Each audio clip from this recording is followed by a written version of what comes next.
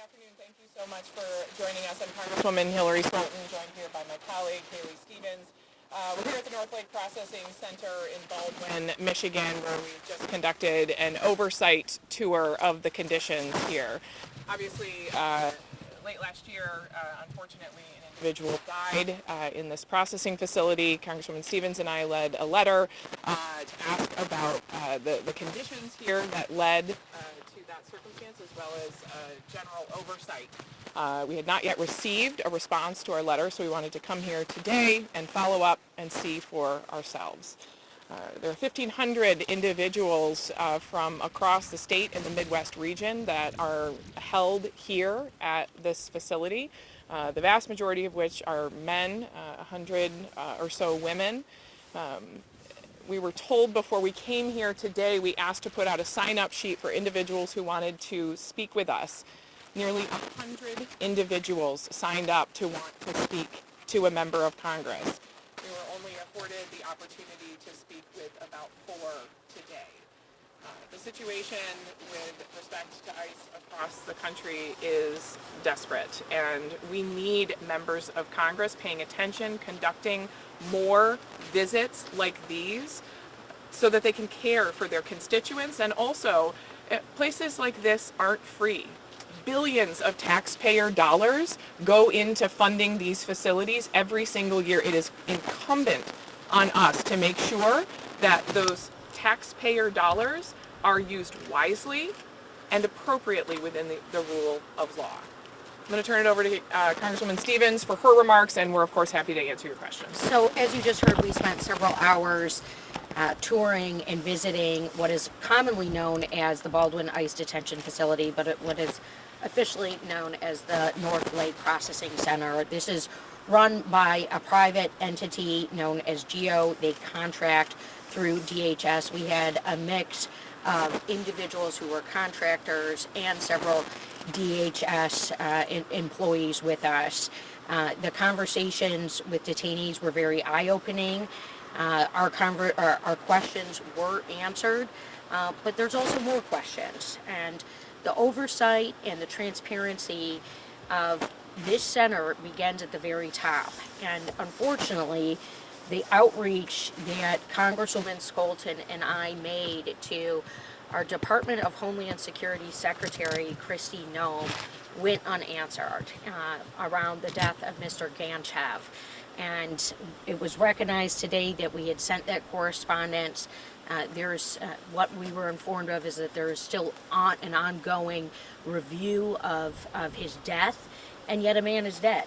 And he died here in this ICE center, this ICE processing center, this detention center.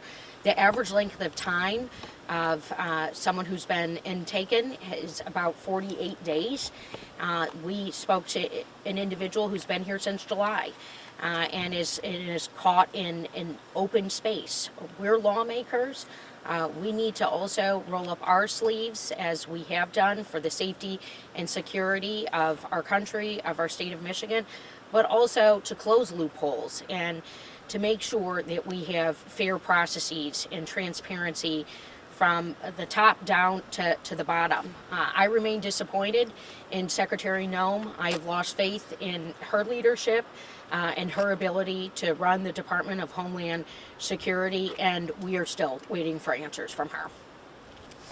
I have a question for you. Jack, Spectrum News. So, walking into this facility, what was the first thing that you guys kind of took an eye? Was it one of those conversations with those detainees in terms of what they're seeing in day to day? What was that first thing that you guys kind of saw that really hit you right when you walked in? Yeah, so they walked us through what it would look like, if we were a detainee coming in from, the moment that you enter the facility.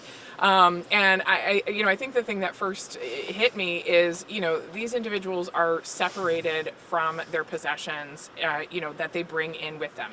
Cell phones, many of these individuals are picked up without warning. They don't know what they're going to experience when they get to this facility. So making sure that they have contact information for individuals that, they need to let know to take care of a child. Somebody was picked up at work and someone needs to go get their child from daycare, how quickly that happens. And they brought us through the medical screening unit, and showed us how these individuals are given an overall health assessment. I will say I was impressed that they have both health and dental screening there to make sure that individuals are not in a presenting a health risk to the overall population, and that they will be attending to their health needs while they're there.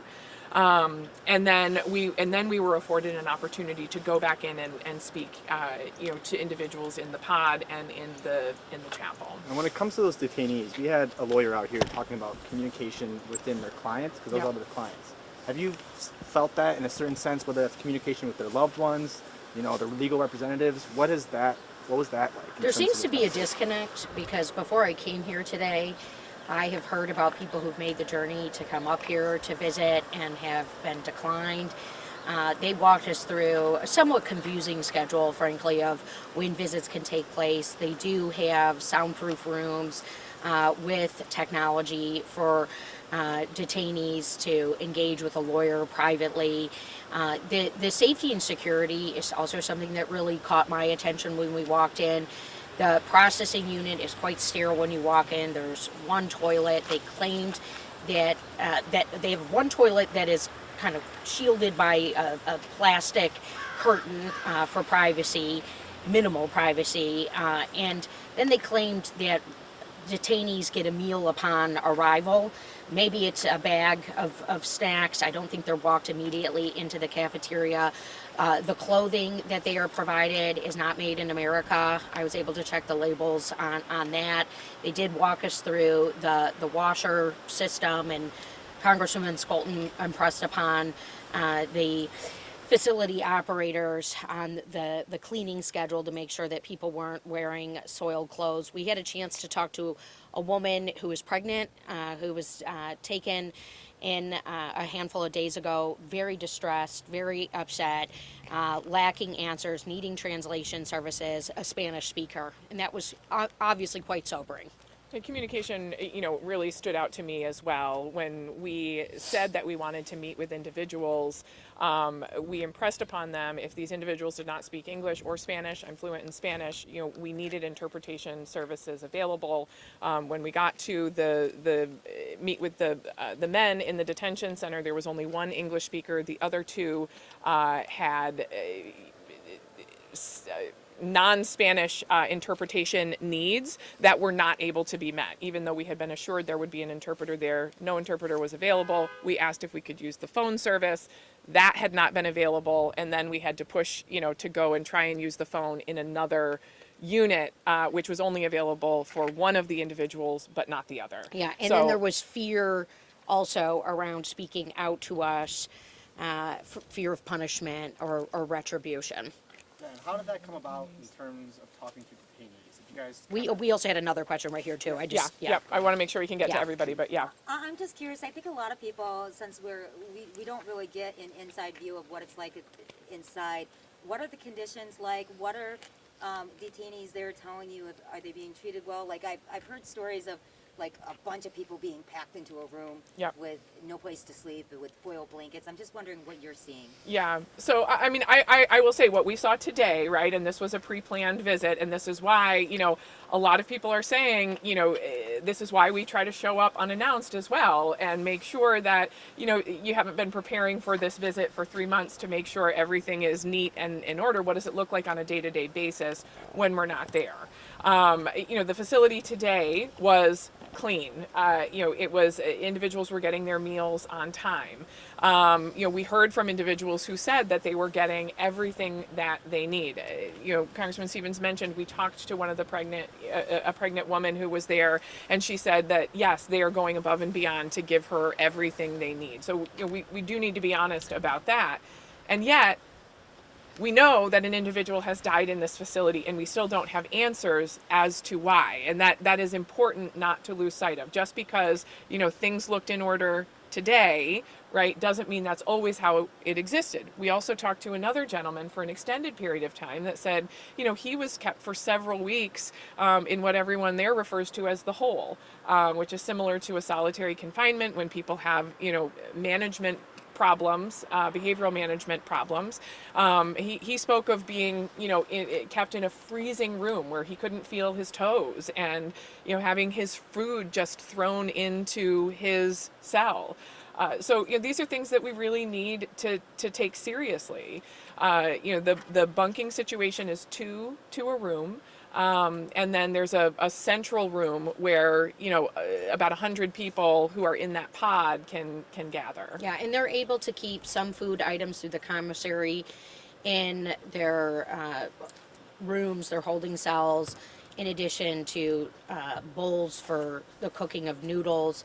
Something that jumped out at me is one of the women we spoke to who came to this facility by way of California, by way of another detention facility, did say that she felt better treated here than in Campbell County, which is in Kentucky, she claimed, and was expressing that she felt as though she had fair treatment. Of note, there are female leadership here. There's female leadership, and there are women who walked with us today and explained on the intake process how important it is to treat people with humanity. And that obviously really stuck out to me, because some of the things that we are witnessing before our eyes in our neighborhoods, in our streets, is really a lack of humanity. There's been a lack of due process, a lot of open-ended questions with what happens when you come here and the legal process. They're not carrying weapons. They informed us, much to my surprise actually, that no one is carrying a gun in this processing center. No guns or tasers, only a pepper spray.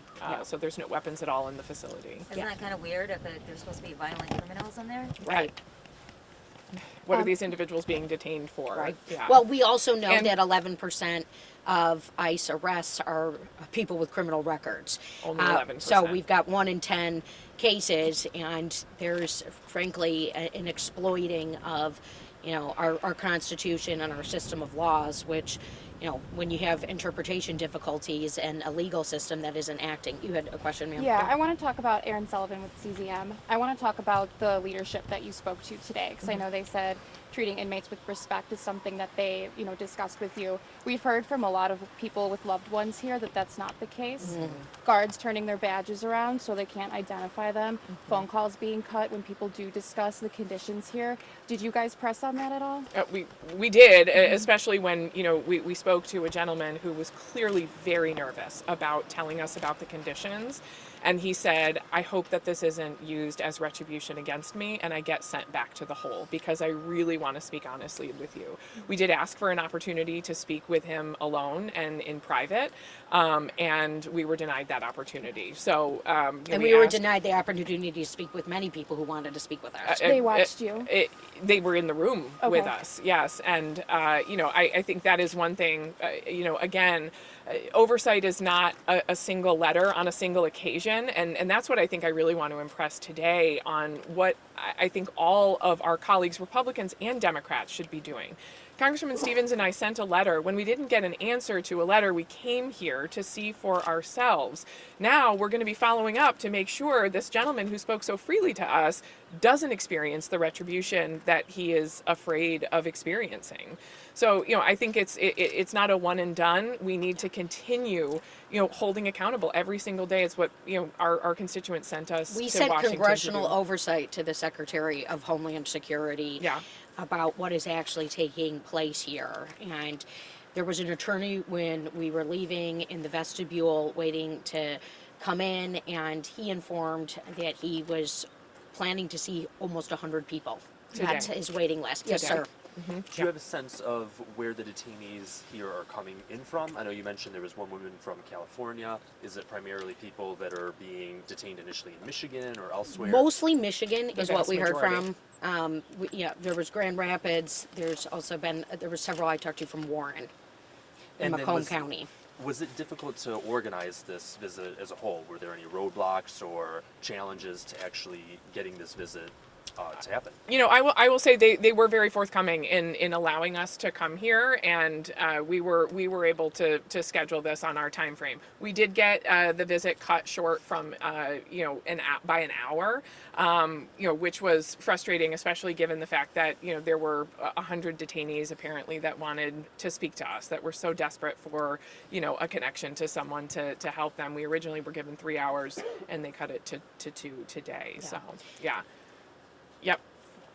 Are there representatives of ICE or DHS at this facility? Yes. Yep. Did you speak with them? Yes. What did you hear from Congressional liaison them? Okay.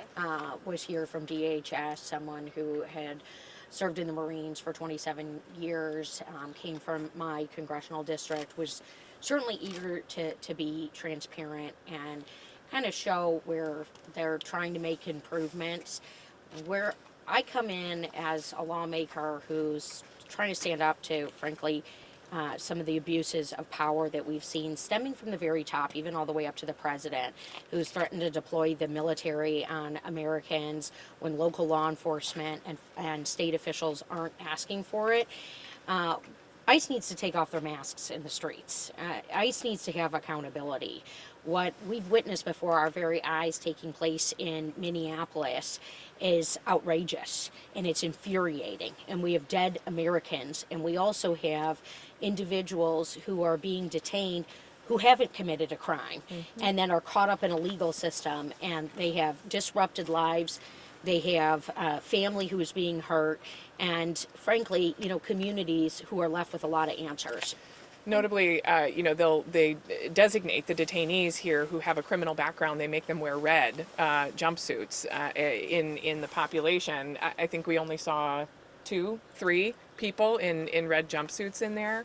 You know, the pregnant woman who we spoke to was absolutely beside herself. She's got an 18-month-old at home who said just sobbed on the phone when, you know, she was able to finally speak to her. She found out she was pregnant when she came here.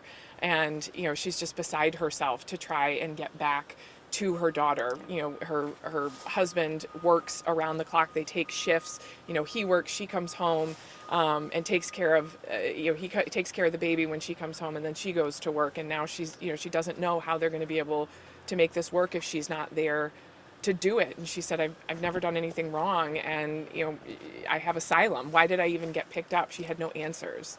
Thanks, Yeah. everyone. That's all we have time for. Okay. But Congresswoman Stevens will be available for both sides as well. Yes, I'm sorry. I have to get back on the road to Yeah. Grand Rapids, Yeah. but yes, Yeah. yeah, Can I just yes. take the microphone Yep, from yep, you?